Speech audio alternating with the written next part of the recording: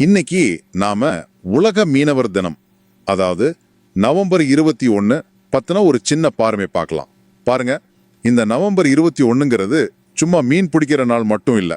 1997 என்னாச்சுன்னா, டெல்லியில ஒரு 40 நாட்டு மீனவர்கள் ஒன்னா சேர்ந்தாங்க. எதுக்கு?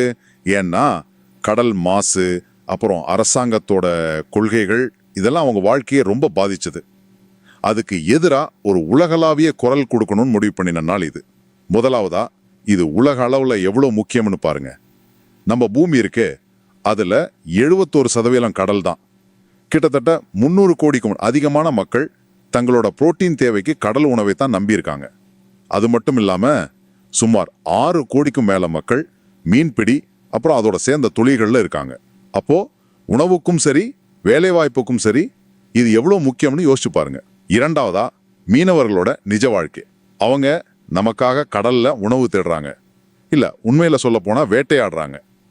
திடீர்னு வர்ற புயல், கப்பல் மோதுறது, சில சமயம் எல்லை தாண்டி போனா தாக்குதல்னு ஒவ்வொரு நாளும் உயிரை பணையம் வச்சுதான் கடலுக்கு போறாங்க.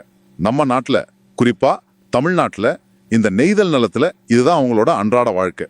கடைசியா, இப்ப இருக்கிற சவால்களும் நம்ம பொறுப்போம். ரொம்ப அதிகமா மீன் பிடிக்கிறது, கிளைமேட் சேஞ்சு, அப்புறம் பெரிய பெரிய பிசினஸ் கப்பல்களோட போட்டி, இதெல்லாம் மீனவர்களோட வாழ்க்கையை ரொம்பவே கஷ்டமாக்குது. இதனால என்ன ஆகுதுன்னா, அவங்களோட பாரம்பரிய மீன்பிடி முறைகள், அவங்க கலாச்சாரம் கூட அழிஞ்சு போற நிலைமையில இருக்கு. ஸோ அவங்களோட உழைப்பை நாம மதிக்கணும், அவங்க பாதுகாப்புக்கு நம்ம உதவணும், அவங்களுக்கு நியாயம் கிடைக்கிறத உறுதி செய்யறது நம்ம எல்லாருடைய பொறுப்பு. இந்த உலக மீனவர் தினத்துல அவங்களோட அந்த அசாத்தியமான துணிச்சலுக்கும் நமக்கெல்லாம் அவங்க கொடுக்குற உணவு பங்களிப்புக்கும் நம்ம மனசார மரியாதை செலுத்துவோம்.